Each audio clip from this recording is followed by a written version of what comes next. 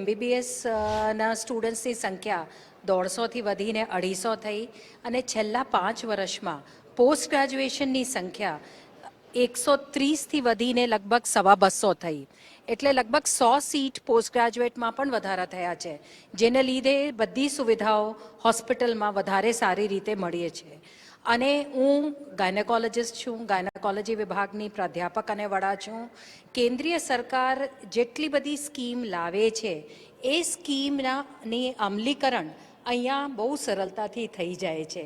જેમ કે જિગીશાબેને બાળકની સ્કીમોની ચર્ચા કરી, હું જો માતાની સ્કીમોની વાત કરું કે જનની શિશુ સુરક્ષા કાર્યક્રમ હોય કે અમારું મિડવાઇફ લેડ કેર યુનિટ હોય કે અમારું ઓબ્સ્ટેટ્રિક ICU હોય, એ બધી જ સુવિધાઓ અહીંયા ઉપલબ્ધ છે.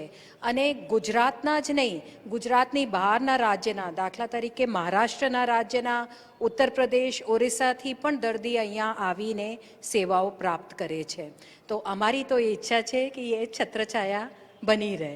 બિલકુલ, તો ફરી એકવાર એની એ જ છત્રછાયા તમામને જોઈએ છે. કુશાગ્ર, અહીંયા મહત્વની વાત એ પણ થઈ જાય કે સુરતની સિવિલ હોસ્પિટલ આસપાસના તમામ જિલ્લા અને નાનકડા ગામોમાંથી પણ લોકો અહીંયા સુવિધા અને લેવા માટે આવે છે. વધુ લોકો સાથે સંપર્ક કરવાનો પ્રયત્ન કરીશું. આપ શું કહેશો, આ વખતે કઈ પાર્ટી?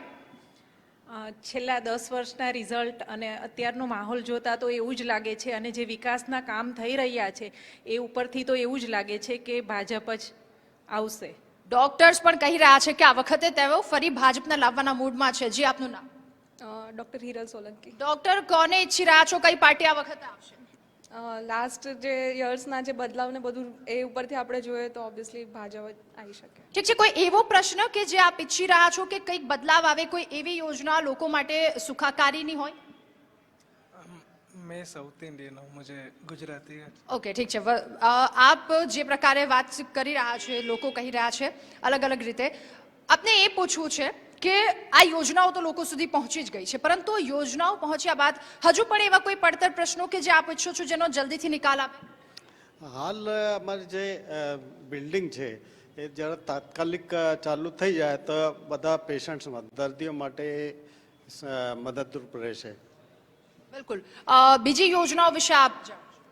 બીજી યોજનામાં તો અત્યારે તો એમ્સ ગુજરાતને રાજકોટમાં મળી છે, દેશમાં પણ ઘણી બધી એમ્સ આવી છે, પણ સુપર સ્પેશિયાલિટી સ્ટડી PGની અહીં બધું શરૂ થાય એ જ નહીં તો સરકારે 10 વર્ષમાં મેડિકલ, નર્સિંગ, ફિઝિયો અને ડેન્ટલ માટે ભયંકર પ્રયત્નો કર્યા, જેનું પરિણામ આપણે જોઈ શકીએ છીએ.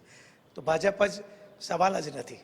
બિલકુલ, તો ભાજપ જ સવાલ જ નથી. આપને એ પૂછવું છે કે મોદી સાહેબે ત્યાંથી કીધું છે, વડાપ્રધાન નરેન્દ્ર મોદીએ, કે અબ કી બાર 400 કે પાર.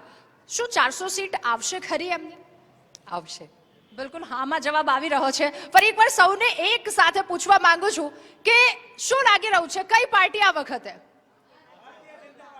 ભારતીય જનતા પાર્ટી સૌ કોઈ કહી રહ્યા છે. કુશાગ્ર, જે પ્રકારે વાતચીત કરી અને વાતચીત દરમિયાન આ તમામ વસ્તુઓ સામે આવી રહી છે, કેટલીક યોજનાઓ કે જે યોજનાઓ અહીંયા લોકો સુધી પહોંચી છે.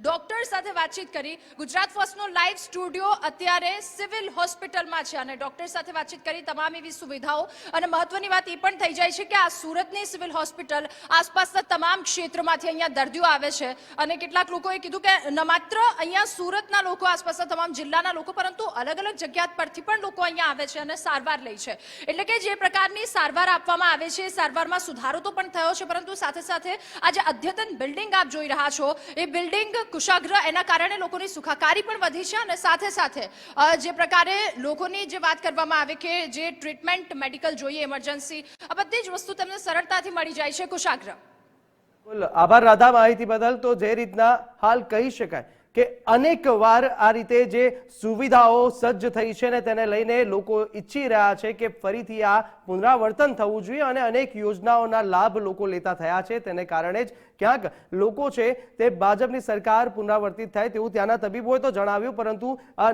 નવસારી લોકસભા બેઠક હોય કે પછી સુરતની જે બેઠક છે, તમામ બેઠકો પર દક્ષિણ ગુજરાતનો જે મિજાજ છે તે જાણવાનો ગુજરાત ફર્સ્ટ તરત પ્રયાસ કરી રહ્યો છે સતત. અને લોકસભાની જે બસ છે, જે લાઈવ સ્ટુડિયો છે ગુજરાત ફર્સ્ટનો, તે પણ ત્યાં લોકો વચ્ચે પહોંચીને લોકોનો મિજાજ જાણી રહ્યો છે.